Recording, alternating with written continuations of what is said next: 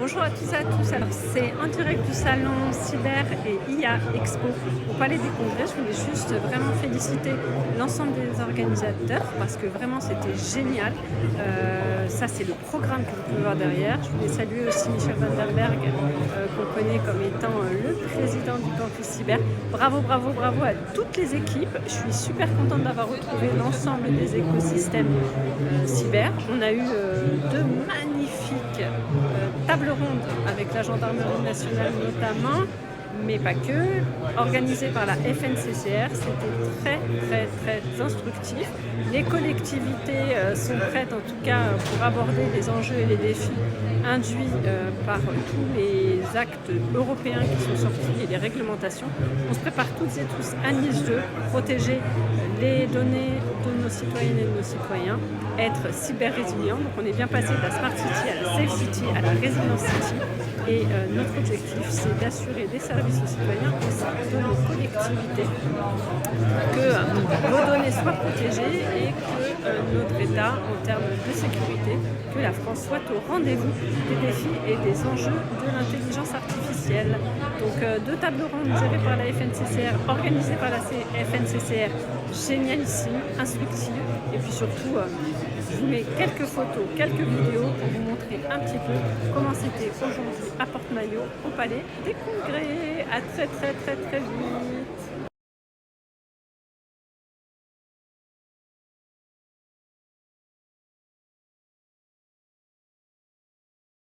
Vous avez été au cœur des Jeux Olympiques de Paris en 2024 et vous avez été un des premiers territoires précurseurs à vous doter d'un plan de cybersécurité. Est-ce que vous pouvez nous faire un retour d'expérience sur ce succès cyber? Alors bonjour à toutes et à tous, merci à la FNCCR en tout cas pour cette invitation. Effectivement, on a beaucoup parlé du beau succès collectif qu'on a eu pendant les JOP 2024 sur le volet cybersécurité, anticipation et analyse des risques qui nous ont permis en tout cas de faire que ces jeux aient été cette belle réussite. Et encore une fois, je la dis collective. Alors on ne parle pas beaucoup des collectivités, mais en tout cas, nous, pour quelques mots sur Plaine Commune, c'est 8 villes de Seine-Saint-Denis. On parle de Saint-Denis, Stade de France, pour la plus grande ville, à plus de près de 50 000 habitants. d'Épinay-sur-Seine aussi, où je suis déléguée à l'innovation, 55 000 habitants. Et puis une petite ville qui est celle de l'île Saint-Denis, à moins de 10 000 habitants. Tout ça pour vous dire que les collectivités, elles ont été au cœur de cette réussite des JOP. Et bien entendu, on travaille sur le sujet de la cybersécurité depuis autour de 2017. On a commencé déjà à avoir les prémices parce que cette réussite collective, elle s'est construite avec, et je le dis toujours, il ne faut pas rougir des différentes structures qui nous servent au plus haut niveau, je dirais, étatique. Je pense à l'ANSSI, à l'Agence nationale de la sécurité des systèmes d'information, à cybermalveillance.gouv.fr et puis au commandement de la gendarmerie dans le cyberespace. Je pense qu'il est important de se dire qu'on a tous travaillé, toutes et tous travaillé à faire en sorte que nos infrastructures soient protégées. Garance évoquait effectivement la multiplicité des cyberattaques qui ont touché à la fois des structures essentielles qu'on a pu voir dans l'actualité comme les hôpitaux, mais aussi bien entendu des collectivités de toute taille.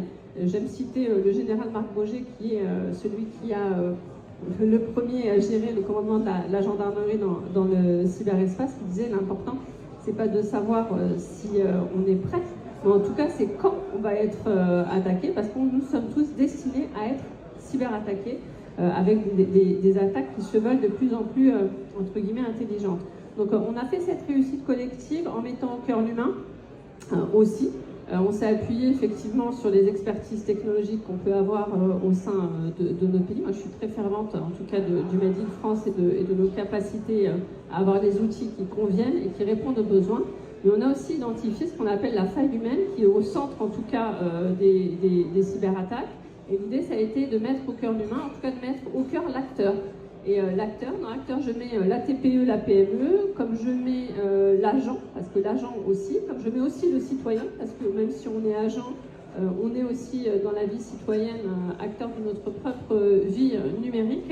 Et l'idée, ça a été d'anticiper et de se dire comment on peut, via ce programme France Relance, et notamment l'appel à projet de l'ANSSI, comment on a pu anticiper et se doter en tout cas d'audits. Il y a des outils qui sont disponibles pour faire des audits au sein des collectivités.